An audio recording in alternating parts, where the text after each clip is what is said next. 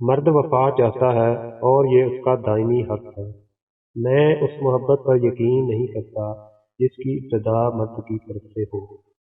شوہروں کو اپنے قابو میں کرنے کے لیے وظائف یا تعویذ کی ضرورت نہیں ہے، بلکہ ان سے جڑے رشتوں کا احترام کرنا شروع کر دیں۔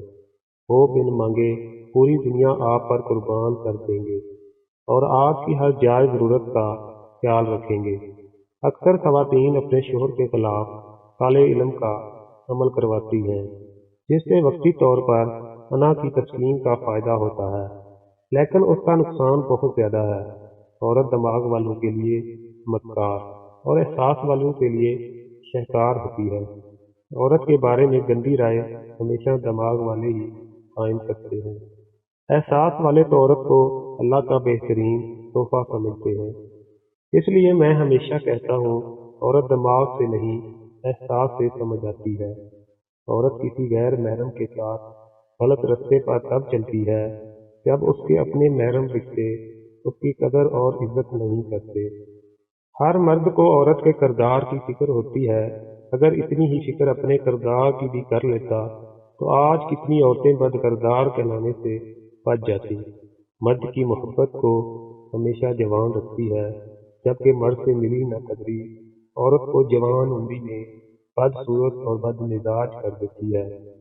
عورت کے سب رنگ مرد سے ہی ہوتے ہیں۔ عورت ان پڑھ ہو یا ڈگری ہولڈر، مرد کی تقسیم برداشت نہیں کرتی۔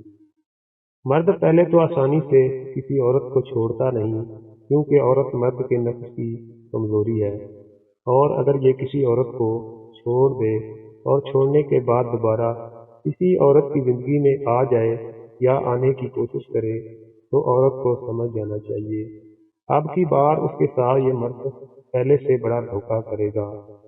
اگر تو آپ فالتو ہے تو بے شک ایسے مرد کو دوبارہ موقع دے دو۔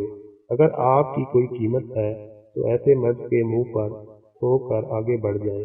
یہی سمجھداری کا تقاضا ہے، ورنہ دوسرا دھوکہ آپ کے لیے جان لیوا ثابت ہو سکتا ہے۔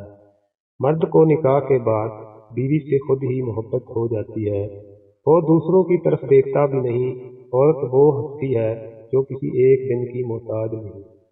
اگر آپ معاشرے کا ایک مرد ہو کر ہوا کی بیٹی کو کچھ دے سکتے ہیں تو وہ ہے عزت، قدر، حق، حفاظت۔ اسلام عورت کے حقوق کسی ایک دن کے لیے نہیں، تمام عمر کے لیے دینے کی تاکید کرتا ہے۔